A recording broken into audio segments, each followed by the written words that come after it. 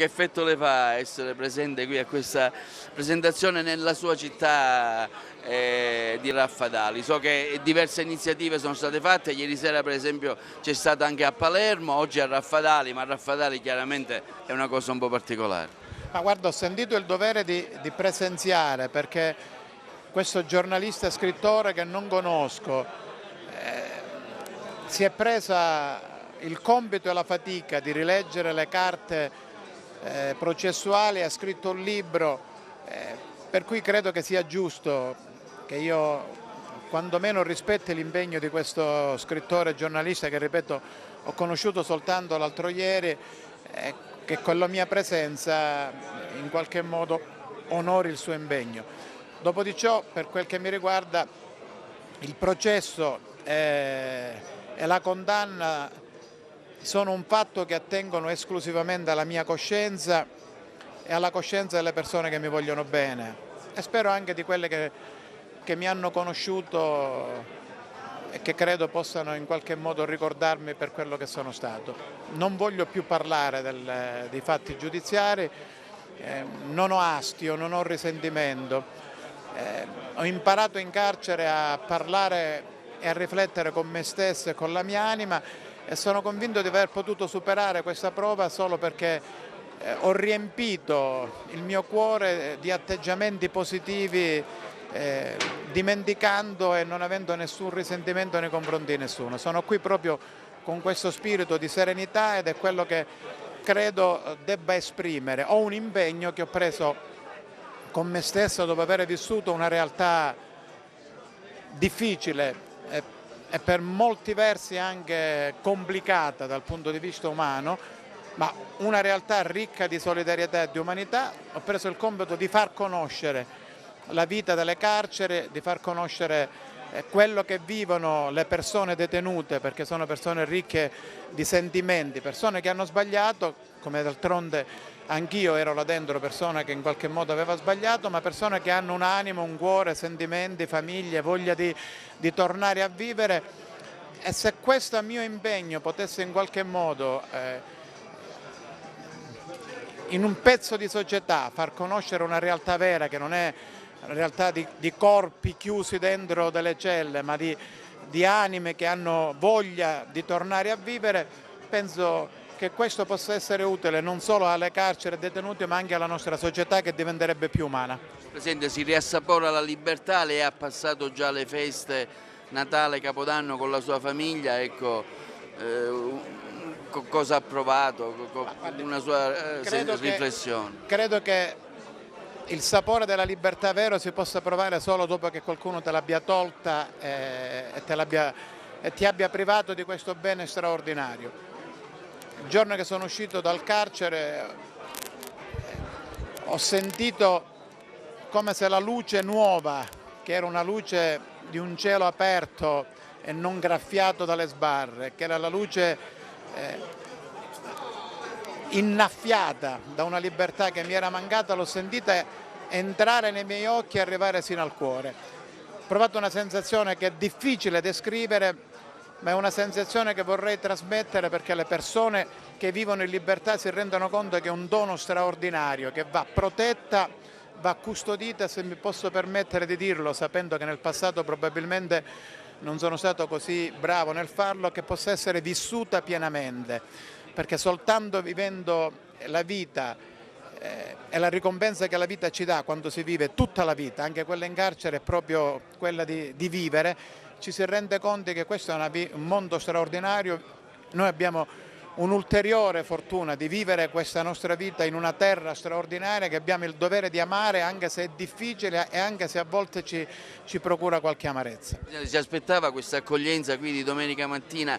C'è tanta gente, tantissima. Ma guarda, il conforto e l'affetto della gente non mi è mai mancato in questi 5 anni. Ho avuto la sensazione giorno dopo giorno che tanta gente ha pregato per me, si è ricordata di me, mi ha scritto. Nei momenti più disperati, quando la disperazione entrava dentro la mia cella e viveva con me, arrivavano le lettere e tornavo a sorridere e a vivere. Quindi non mi è mai mancato l'affetto della gente. L'aver ritrovato quell'affetto che mi era stato donato dentro le carceri, negli occhi e nei visi delle persone mi commuove. Lei ha sempre escluso un ritorno alla politica, però ha anche detto che dietro potrebbe dare anche un suo sostegno, considerando anche l'esperienza che ha fatto. Sono contento di questa domanda perché posso chiarire. La politica è stata la passione della mia vita, è stata l'esperienza più bella che mi potesse succedere. Essere stato il presidente dei siciliani, eletto direttamente dai siciliani, credo che sia la cosa più bella che mi sia potuta capitare a me che facevo politica. Ne ho sentito la responsabilità e l'orgoglio e sono grato ai siciliani per avermi scelto a poterli rappresentare.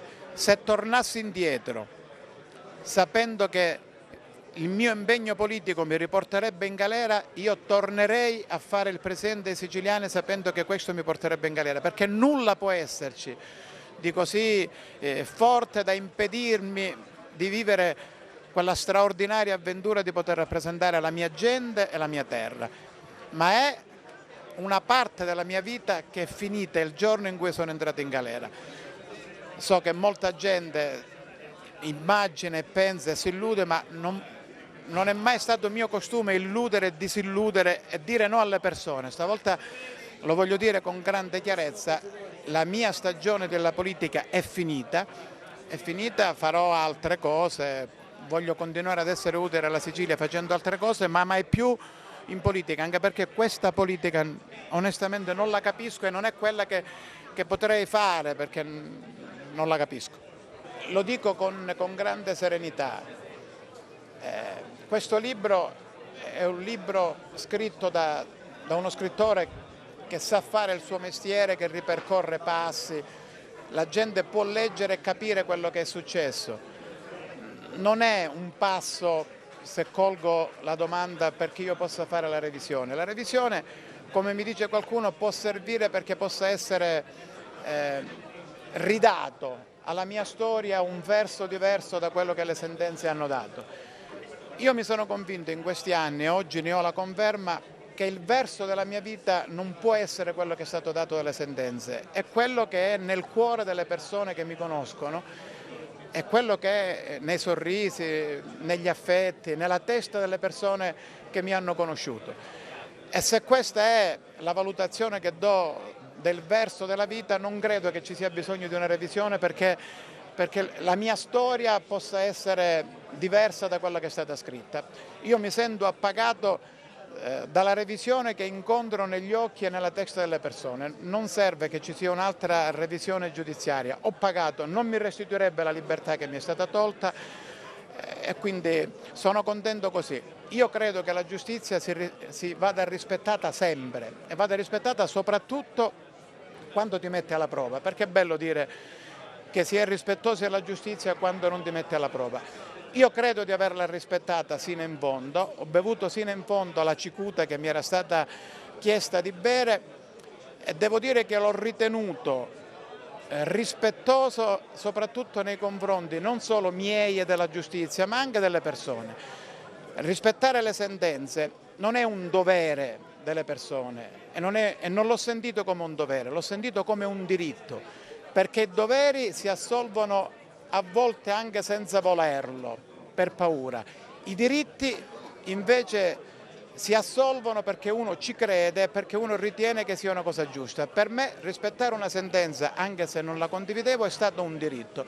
So che non è un'idea mia, ma è un'idea socratica, però credo che sia una bella idea che fa crescere il valore della giustizia nel nostro Paese.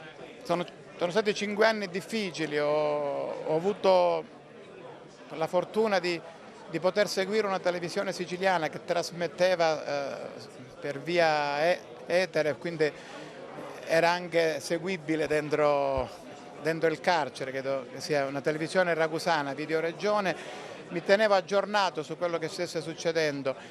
È una Sicilia che ha bisogno di essere amata. Io mi sono sforzato di amarla, ho fatto quello che ho potuto, una terra difficile, martoriata, complicata, ma proprio per questo credo che abbia bisogno di essere amata e servita ancora di più che se fosse una terra facile.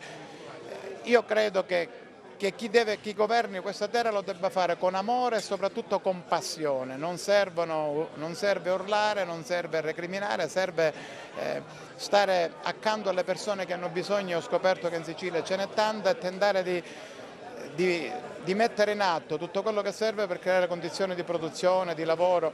Se non si ha coraggio, se uno nel governare non si assume la responsabilità e il rischio che qualche firma potrebbe creare delle brutte sorprese, ma perché quella firma creerà delle condizioni di produzione, di sviluppo e di lavoro, è chiaro che sommando questi errori probabilmente poi la Sicilia non cresce.